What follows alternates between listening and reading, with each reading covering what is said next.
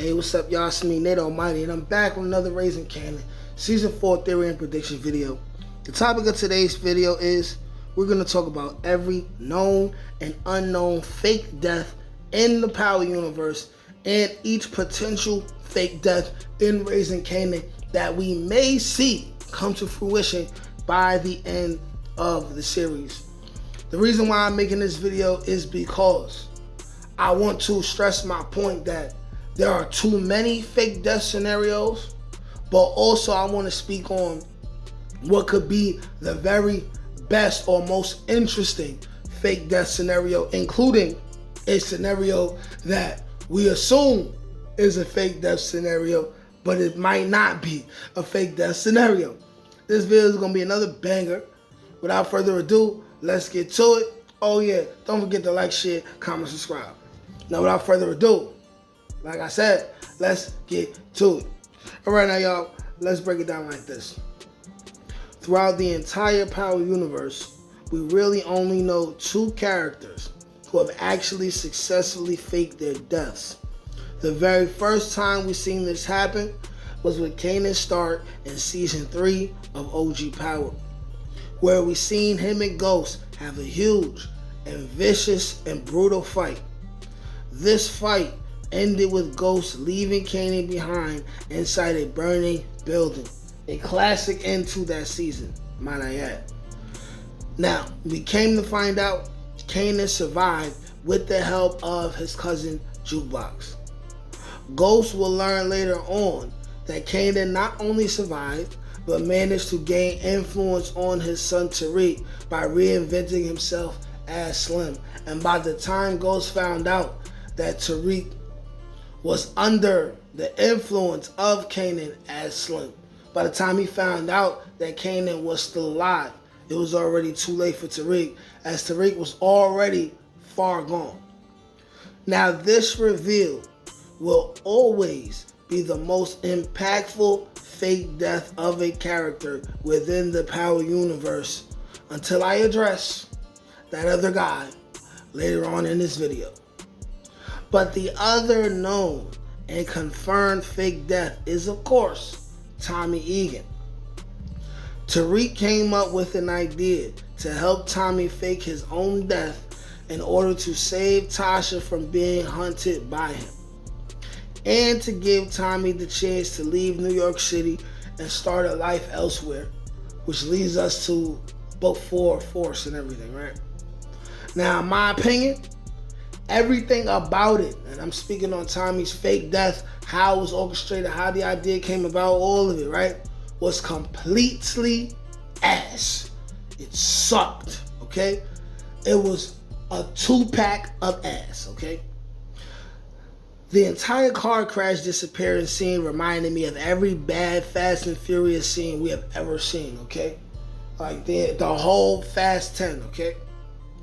And now, after these two characters, everyone else is up for speculation, especially within the Raising Kanan timeline. But what draws everything together is the fact that Kanan had to have learned how to fake his death and assume a new identity from somebody, okay?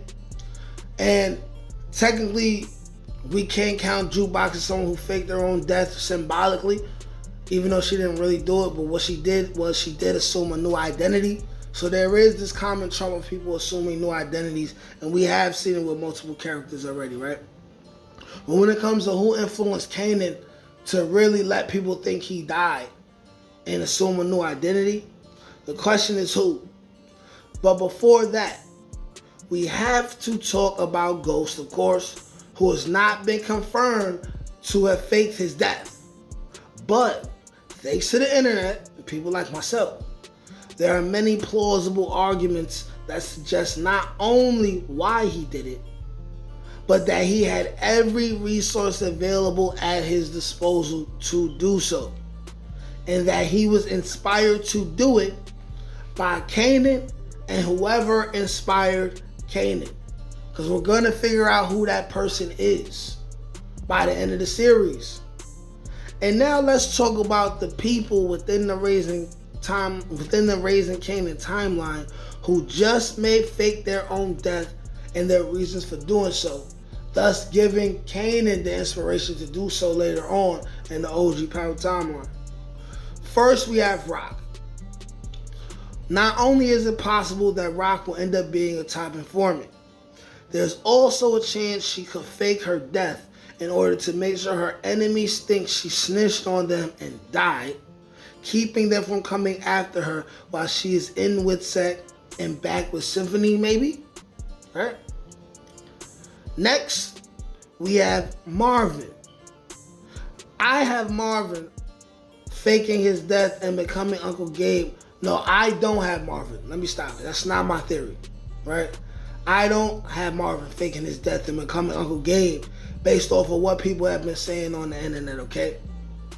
But for the people who have that defense, they're saying that how it goes is basically Marvin will fake his death, right? And maybe he'll go to DC and later he'll come back to be Uncle Gabe for whatever reason.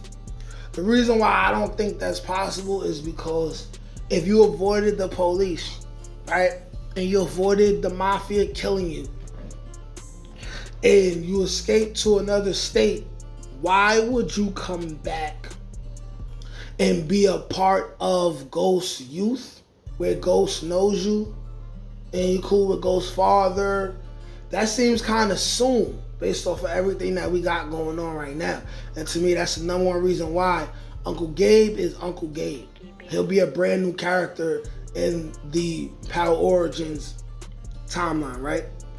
But at last, we have the biggest character who we may be seeing survive an attempt on his life and be in the middle of watching him let people think he's dead, as he's in the middle of a character transformation symbolically into another person, and that person is Unique. Now, for the naysayers who say Unique will not fake his own death, let me say it to you in a different way. Instead of him faking his own death, he could simply allow people to believe he is dead.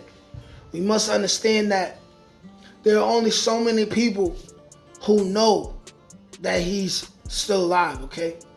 There's early Tyler who will be dead, right? Marvin's gonna find out.